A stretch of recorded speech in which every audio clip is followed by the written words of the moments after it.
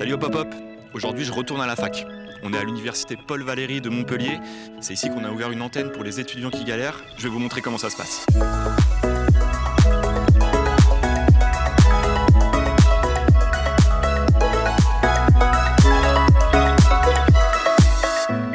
Ça fait même pas un mois que l'antenne a ouverte et on aide déjà une centaine d'étudiants par semaine. T'as pris autre chose ou pas?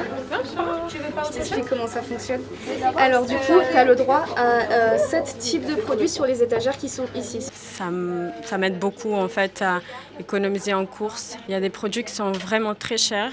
Quand on peut les retrouver ici à un prix parfois gratuit, parfois très accessible. Vraiment, ça aide beaucoup à m'organiser mieux avec les dépenses. C'est quoi tes problèmes financiers?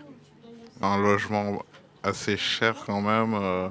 Je bénéficie quand même de la bourse, mais ça ne suffit pas. Ça te permet d'acheter quoi de venir ici? Des vêtements, de la lessive, aussi des fournitures scolaires.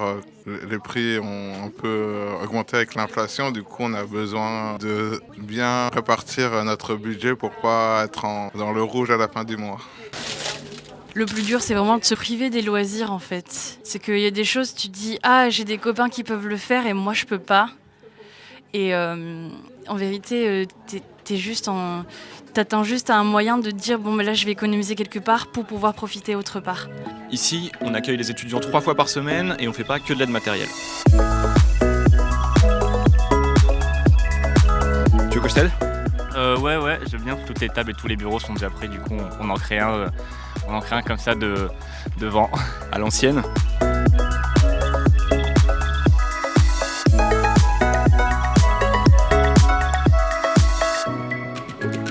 On a de plus en plus d'étudiants étrangers. Ça, c'est dû à la hausse des frais d'inscription qui a été décidée par le gouvernement. Maintenant, en étranger, en licence, c'est 1 400 € par semestre. En master, c'est encore plus. Du coup, forcément, tu vas au Secours Pop pour essayer de t'en sortir. Ton téléphone, le forfait téléphonique, tu le payes combien?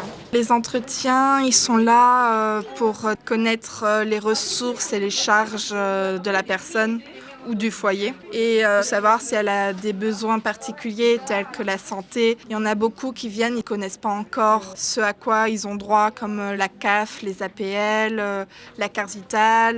Il y a un vrai accompagnement administratif pour eux aussi, quoi. Oui, ouais, c'est ça. Et lorsqu'on ne peut pas répondre à tout, on les renvoie sur d'autres antennes qui sont plus calées là-dedans.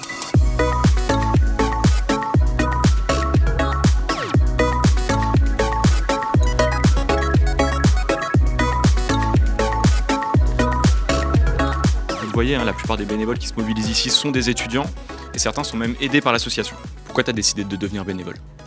Alors déjà parce que j'avais envie d'aider les autres et aussi étant moi-même dans une situation où j'avais besoin d'aide, je me suis dit que ça serait une bonne chose d'être une main-d'œuvre en plus du coup pour les associations qui proposent des aides aux étudiants. Comment tu vois évoluer la précarité étudiante? Alors déjà avec l'inflation que tout le monde subit en ce moment et les bourses à côté par exemple qui n'augmentent pas, on se retrouve avec beaucoup plus d'étudiants qui n'avaient pas la nécessité de venir l'an dernier par exemple, qui viennent cette année parce qu'ils n'arrivent plus à joindre les deux bouts. Pois chiche? Ouais. Oui. Macro? Ouais. Crème dessert? Oui. Et on a reçu pas rester caché, c'est bon, on a tout ce qui est gratuit. Je suis pas vraiment dans l'ultime précarité, mais je suis quand même assez pour pouvoir être accueillie ici. Et ça permet de comprendre les galères des gens qui viennent, peut-être de pouvoir un petit peu mieux les orienter, les aiguiller quand on connaît ce mode de vie-là. Rien n'a changé, tout pareil. Du coup, je te refais juste une nouvelle carte.